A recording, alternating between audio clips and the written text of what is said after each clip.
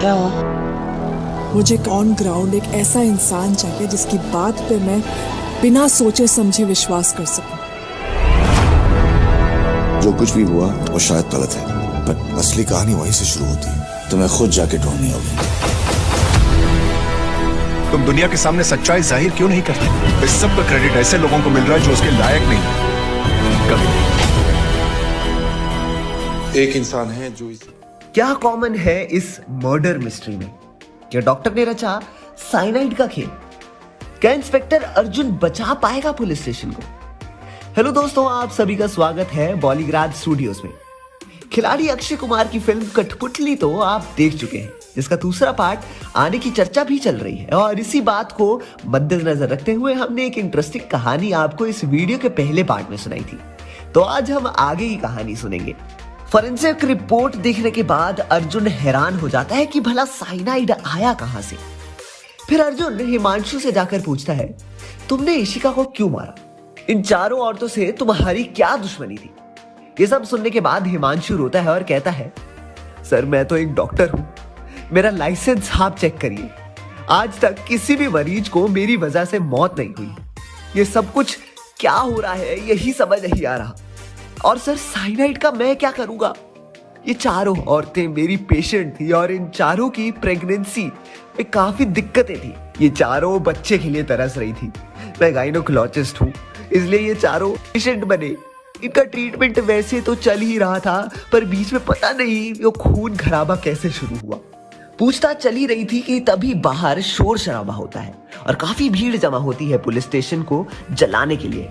और फिर अर्जुन बाहर जाकर सबको शांत करने की कोशिश करता है और अपने घर जाने के लिए कहा।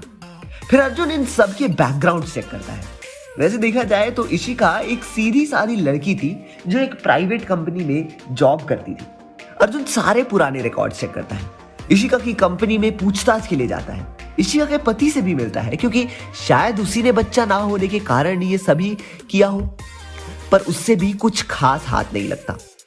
मतलब इस केस में अगर कॉमन चीज देखी जाए तो ये चारों औरतें थी, ये चारों बच्चों की वजह से परेशान थी और ये हिमांशु के यहाँ ट्रीटमेंट मिल रही थी। पर ये साइनाइड आया कहां से? ये सवाल अर्जुन को सता रहा है। फिर अर्जुन फॉरेंसिक से मुस्कान, मालविका और मारिया की फॉरेंसिक रिपोर्ट भी मंगवाता है। फिर अगले ही दिन फॉरेंसिक रिपोर्ट आता है जिसमें पता चलता है कि मुस्कान, मालविका और मारिया को भी साइनाइड दिया गया था।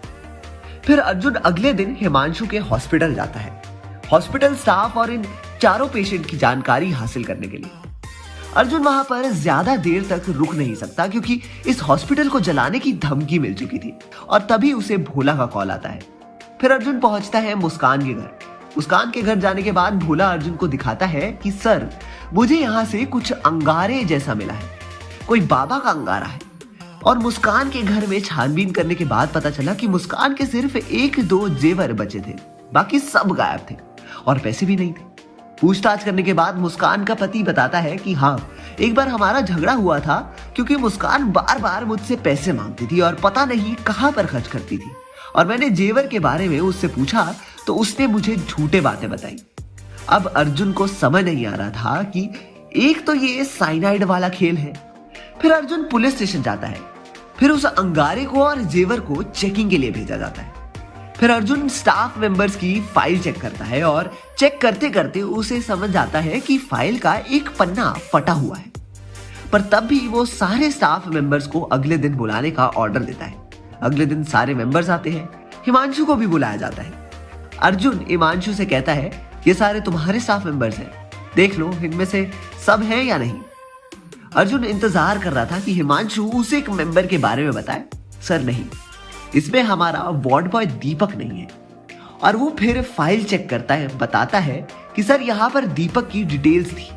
ये फाइल मेरे पास नहीं थी, बल्कि हॉस्पिटल में एक बॉय के पास थी, उसी के पास ये सब चीजें होती हैं। फिर अर्जुन को इस दीपक पर शक होता है और वो भोला से कहता है, दीपक को ढूंढो।